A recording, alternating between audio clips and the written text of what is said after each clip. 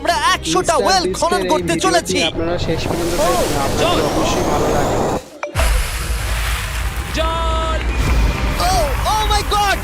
তোমরা দেখতে পাচ্ছ কেনিয়ার একটা ছোট্ট গ্রামের লোকেরা জলের সরবরাহ পেল, তাও আবার মাত্র 1 সেকেন্ডের মধ্যে। একটা হয়ে গেছে, আরো 99টা ওয়েল খনন করা বাকি আছে। তোমাদের এই ভিডিওটা দারুণ লাগবে। এই 100টা ওয়েল মিলিয়ে 500,000-এরও বেশি মানুষকে পরিশ্রুত পানীয় জল সরবরাহ করতে চলেছে। তারপর আমরা কেনিয়ার এই অংশে বেশ কিছু ওয়েল খনন করবার পরে আমরা কিছুটা দক্ষিণে নেইরির স্কুলগুলোতে গেলাম, আর অবশ্যই বলবো তারা আমাদের দেখে খুব খুশি হয়েছিল।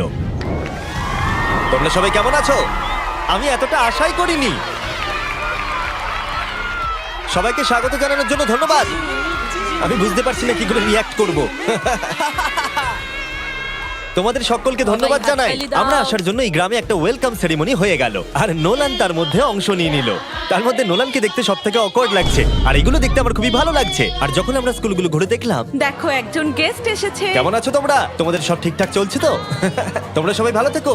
একজন টিচার আমাদের দেখালো কিভাবে সবাই জল আনে।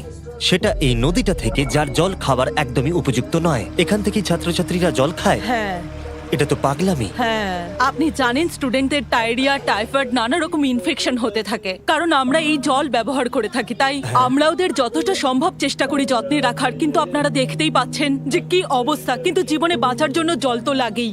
এই পরিস্থিতিটা দেখে আমাদের খুবই খারাপ লাগলো।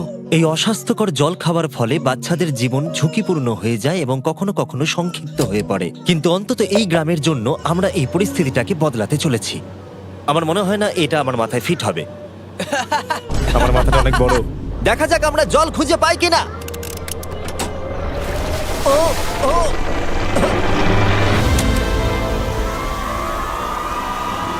বৃষ্টি হচ্ছে, এটা তো দারুণ। মাটির উপরে জল উঠে আসার পরে সেগুলো ধরে রাখার জন্য আমরা এই বড় ব্যারেলগুলোকে নিয়ে এসেছি, যেগুলো ওয়াটার টাওয়ারের উপরে ফিট করা হবে। এই গ্রাম এবং প্রতিবেশী গ্রাম যে শুধু পরিষ্কার জল পাবে তাই নয়, বরং জলের প্রেসারও অনেকটাই বেশি পাবে। তার মানে হলো তাদের আর অপরিষ্কার জলে জামা কাপড় কাচতে হবে না। নাও টানো। নোলানের মায়ের সঙ্গে তুলনা করলে এটা কত ভারী হবে? প্রায় 2টো নোলানের মায়ের সমান। ও গড! ভাই আমি কিন্তু তোমাকে এখান থেকে ফেলে দেবো। ঠিক আছে, হয়ে গেছে, হ্যাঁ রেখে দাও। আমরা কেনিয়াতে আরো 20টা ওয়েল খনন করলাম, আর সেটা করবার পরে আরে এখানে তো আরেকটা ওয়েল হয়ে গেছে। চিন্তা করো না, আমার আরেকটা জুতোতে আরো বেশি জল আছে। আর এটা দেখাবো আমরা প্রথম 29টা ওয়েল কিভাবে খনন করলাম। আমরা একটা বড় ড্রিল মেশিন দিয়ে মাটির গভীরে কয়েকশো ফুট নিচ অব্দি খনন করলাম, আর একটা পরিশ্রুত পানীয় জলের বিশাল উৎসের সাথে জুড়ে দিলাম। তারপরে আমরা পাইপের সাথে এটাকে জুড়ে দিলাম, যাতে আফ্রিকার সবাই এই জল খেতে পারে আর সেটা তুলতে পারে ঠিক এই রকম ভাবে। দেখা যাক এটা কিরকম খেতে। জলের মতোই। এই 5 গ্যালনের ড্রামটা ভরতে আমার 1 মিনিট সময় লাগলো। এখান থেকে একদিনে কত জল তোলা যেতে পারে? একদিনে প্রায় 3600 গ্যালন জল। এই ওয়েলটা এই গ্রামের শুধুমাত্র 400 বাচ্চার জন্যই নয়, বরং এই স্কুলের প্রতিবেশী গ্রামগুলোর বাচ্চারাও এই জল ব্যবহার করতে পারবে। আমাদের জল দেওয়ার জন্য থ্যাংক ইউ। হ্যাঁ, থ্যাংক ইউ কি আছে। এটা প্রায় 30 বছর ধরে অনবরত জল সরবরাহ করবে। আপনারা হয়তো এটা ভাবছেন যে এই বিশাল কর্মকাণ্ডের জন্য গভর্নমেন্টের সাহায্য নেওয়া হয়েছে, কিন্তু এটা সত্যি নয়। এই সমস্যার সমাধান করা সম্ভব হয়েছে কারণ মানবতা সর্বদা পাশে এসে দাঁড়ানোর চেষ্টা করেছে। তোমার সাকসেসের পেছনে রহস্যটা কি? সত্যি বলতে, তুমি যা ভালোবাসো তা সততার সাথে করতে থাকো, আর তুমি বুঝতেও পারবে না সাকসেস কখন চলে এসেছে। দেখো, এটাকে আমি একদম কাছে নিয়ে আসছি। আমাদের দেখতে পাচ্ছ? এটা দারুণ, তাই না? হ্যাঁ। ওপরে তাকাও, দেখো রেকর্ড হচ্ছে। ঠিক আছে, আমি এটাকে আরো কাছে আনছি। এই দেখো, তোমরা নিজেদেরকে দেখতে পাচ্ছ?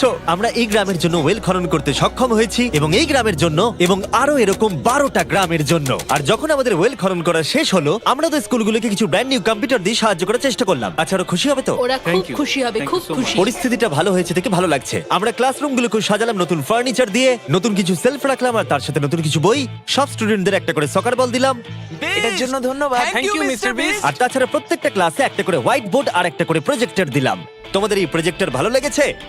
আচ্ছা, আমরা আগে চক ব্যবহার করতাম, তাতে খুব ধুলো হতো, কিন্তু এখন সবকিছু পরিষ্কার রয়েছে। আমরা অনেক ধন্যবাদ জানাচ্ছি। কোনো সমস্যা নেই, আমরা খুব কমই করতে পেরেছি। তারপরে যখন আমরা 45 নম্বর ওয়েলটা খনন করবার জন্য সাইটে গেলাম, তখন আমরা বুঝলাম পরিস্থিতিটা আরো কঠিন। যখনই তাদের জলের দরকার পড়ে, তাদের জঙ্গলের মধ্য দিয়ে কয়েক মাইল যেতে হয়, আর তারপরে আরো কয়েক মাইল যেতে হয়, আর এই যাত্রাটা একটা বিশাল পাহাড়ের মধ্য দিয়ে হয়। আমি খুব সকালে ঘুম থেকে উঠে পড়ি ওই 4টে নাগাদ, কারণ তাড়াতাড়ি আমি যাতে স্কুলে জল নিয়ে আসতে পারি। এখান থেকে এইভাবে জল নিয়ে যাওয়া একেবারেই সেফ নয়। এই জায়গাটা খুব স্লিপারি, পড়ে যাওয়ার হওয়ার চান্স আছে। তাই যখন আমরা ওয়েল খনন করছিলাম ওরা আমাদের দেখালো যে ওরা কিভাবে জল নিয়ে আসে। তোমাদের এই যাত্রাটা দিনে কতবার করে করতে হয়? দিনে 2 বার। দিনে 2 বার করে? ওরে বাপরে, তাহলে স্টুডেন্টরা এই জিনিসগুলো নেয়?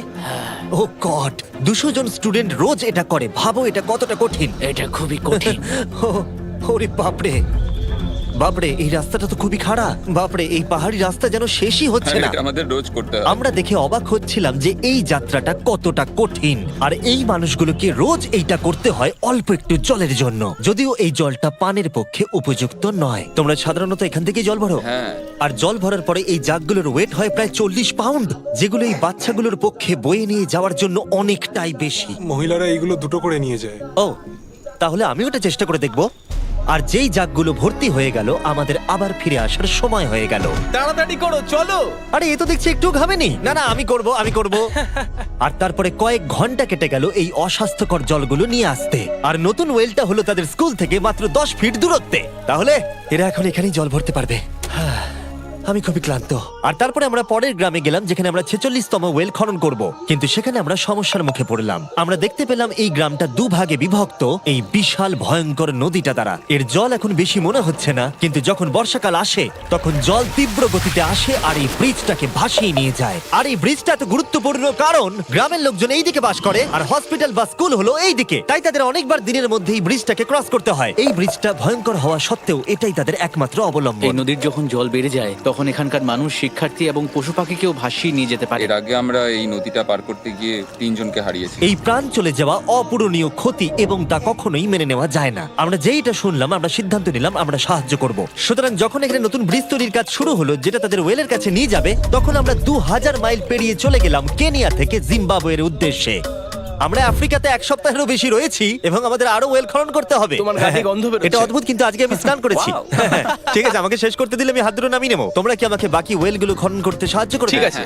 আমাদের প্রথম কাজ ছিল একটা লোকাল হসপিটাল ঘুরে দেখা, যেটার ভীষণভাবে পরিষ্কার পানীয় জলের দরকার ছিল। ভেতরে ঢোকার পর আমরা বুঝতে পারলাম এই গ্রামগুলোর উপরে এই হসপিটালটার প্রভাব কতটা বেশি। এক বছরে এখানে কতগুলো সন্তানের জন্ম হয়? এক মাসে মোটামুটি 50টা বাচ্চা। মানে বছরে 600 জনের জন্ম হয়। ওয়াও! কিন্তু দুর্ভাগ্যবশত অন্তঃসত্ত্বা মহিলাদের পানীয় জল পেতে কয়েক মাইল হেঁটে যাতায়াত করতে হয়, আর তারপরে এই ভারী বাকেটগুলোতে করে জল বয়ে নিয়ে যেতে হয়।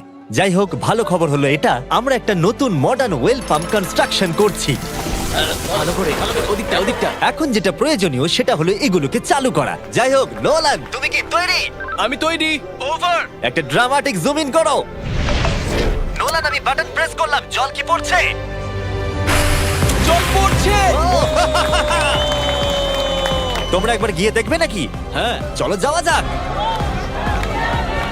আমার ভালো লাগছে যে মানুষকে আর জলের জন্য বেশি দূর যেতে হচ্ছে না। এর থেকে ভালো জিনিস আর কিছু হতেই পারে না। এখানে নোলান খুবই ভালো ডান্স করতে পারে। ও তোমাদের সাথে নাচবে। আমাকে সব সময় নাচ করতে কেন বলে? দেখো ও কি করছে। হে ভগবান, আমি আমি আমি এটা আর দেখতে পারছি না। পরিশ্রুত পানীয় জলের সরবরাহ নিশ্চিত করে দেখলাম এই গ্রামের অনেক স্টুডেন্টদের যাতায়াত করতে সমস্যা হয়। তাই আমি ডিসাইড করলাম সবাইকে নতুন বাইসাইকেল দেব। আমি জানি এখানে অনেক বাচ্চা আছে, কিন্তু আমাদের কাছে অনেক বাইসাইকেল আছে। পরিষ্কারভাবে বলে দিই, আমি সাইকেল চালাতে পারি না। জিমি শুধু সাইকেল বিতরণ করতে পারে। কোনোদিন চালাতেই শিখিনি। চলো তোমাদের নতুন সাইকেলগুলো চালাও দেখি। 3, 2, 1, চলো। ও, সবাই আমাকে বেরিয়ে যাচ্ছে। খুব সাবধানে, আমি কিছু চালাতে পারি না। কারোর সঙ্গে আমার ধাক্কা লাগবে। তুমি কি চালাবে এটা? ঠিক আছে, যাও চালাও। ঠিক আছে। সাইকেল বিতরণ করবার পরে আমরা ওয়েল খনন করা চালিয়ে গেলাম যতক্ষণ আমরা পৌঁছলাম ওয়েল নম্বর 69। এই সোলার পাওয়ার্ড ওয়েলগুলো বিশেষভাবে ডিজাইন করা হয়েছে গ্রামের কৃষকদের জন্য। চাষের জন্য প্রয়োজনীয় জল সরবরাহের পাশাপাশি শস্য এবং গবাদি পশুর জন্য, এমনকি ড্রাই সিজনেও আর কোনো বিদ্যুৎ ছাড়াই। প্রত্যেকটা প্যানেল 200 ওয়াটের। এটা পাম্পের সাথে অ্যাটাচ করা আছে। এই পাম্পটা প্রতি ঘন্টায় 5000 লিটার জল তোলে। বলতে গেলে এই গ্রামে আমরা আনলিমিটেড জল পাচ্ছি। এটা দুর্দান্ত। জিম্বাবুয়ে থেকে চলে আসবার পরে আমরা চেয়েছিলাম আফ্রিকার সমস্ত জায়গায় জল পৌঁছে দিতে। তাই আমরা আরো ওয়েল খনন করলাম উগান্ডাতে, সোমালিয়াতে এবং ক্যামেরুনে। যদি আপনারা আরো বেশি দেখতে চান, তাহলে আমরা খুব তাড়াতাড়ি ফিলান্থ্রপিতে আরেকটা ভিডিও আনতে চলেছি। এই গ্রামগুলোতে সময় কাটিয়ে আমি পানীয় জলের উৎসের গুরুত্ব কতটা তা বুঝতে পেরেছি। কি করে এটা চাষে সাহায্য করে, ফসল ফলাতে, কিভাবে হসপিটালের জন্য পরিষ্কার পরিবেশ তৈরি করে, এবং সবথেকে গুরুত্বপূর্ণ হলো পরবর্তী প্রজন্মের শিশুদের জন্য একটা সুস্বাস্থ্যকর জীবন উপহার দেওয়া এবং তাদের ভবিষ্যৎ সুনিশ্চিত করা আমরা বিশুদ্ধ পানীয় জল পেতে অনেক অপেক্ষা করেছি। জল হলো জীবন। এবং স্থানীয়দের সাহায্য নিয়ে আমরা নতুন ব্রিজটা তৈরি করতে সফল হয়েছি, যেটা এই গ্রামবাসীরা পরবর্তী 100 বছর ব্যবহার করতে পারবে।